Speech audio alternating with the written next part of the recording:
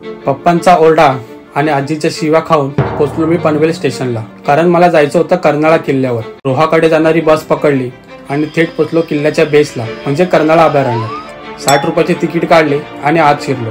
तर तिकीट काढली म्हणून काय करायचं याचा विचार करत पुढे आलो आणि एक पोपट दिसला.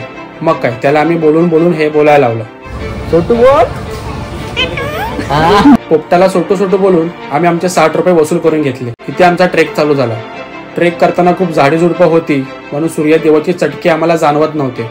गडावर एक करणाई देवीचं मंदिर आहे. देवीचे दर्शन घेतले आणि तिला म्हटलं परत घरी गेल्यावर मला माझ्या आजीकडून परत शिवे नको पडू देऊस. एवढं बोलून मी पुढे आलो आणि आम्हाला गडाचा पहिला दरवाजा दिसला. पुढे जाऊन एका पठाऱ्यावर आलो आणि खाली डोक्यावरून बघितलं तर मुंबई गोवा हायवे दिसला. आणि लहानपणी मी याच रूटवर गावी जायचो आणि डोक्यात सारखा हाच विचार असायचा की हा नक्की किल्ला आहे का डोंगर.